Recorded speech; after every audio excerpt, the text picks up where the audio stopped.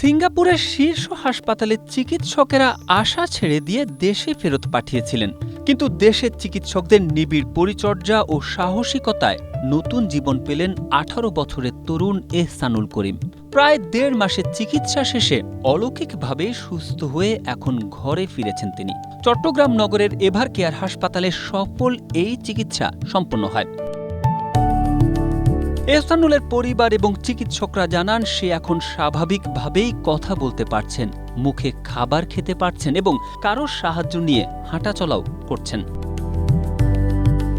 রোগীর পরিবার সূত্রে জানা গেছে, চট্টগ্রামের ফটিকছড়ির বাসিন্দা নাসিমুল গনির ছেলে এহসানুল করিম দীর্ঘদিন ধরেই মস্তিষ্কের এক ধরনের জটিল টিউমার বা ক্যান্সার ম্যালিগন্যান্ট ব্রেইন স্টোম গ্লিওমাতে ভুগছিলেন।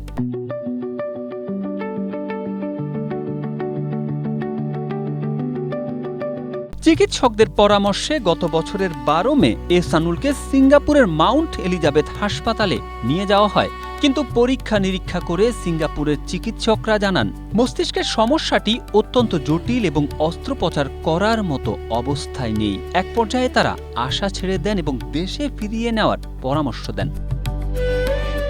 নিরুপায় হয়ে এয়ার অ্যাম্বুলেন্সে করে এহসানুলকে চট্টগ্রামে ফিরিয়ে আনে তার পরিবার। পরে বিভিন্ন চিকিৎসকের পরামর্শ নিয়ে গেল ৬ জুন তাকে চট্টগ্রাম এভার কেয়ার হাসপাতালে ভর্তি করা হয়। এখানে ভেন্টিলেটর ও রাইস টিউব লাগানো অবস্থাতেই আইসিইউ থেকে বের করে অত্যন্ত সতর্কতার সঙ্গে শুরু হয় বিকিরণ চিকিৎসা বা রেডিয়েশন থেরাপি। ১০ থেকে ১৫টি সেশন সম্পন্ন হওয়ার পর তার শ্বাস প্রশ্বাসে ইতিবাচক পরিবর্তন আসতে শুরু করে। পরে সফলভাবে মোট ৩০টি সেশন শেষ করার পর গেল ২৩ জুলাই হাসপাতাল থেকে তাকে ছাড়পত্র দেওয়া হয়। Tarek Ahmed, Asia post.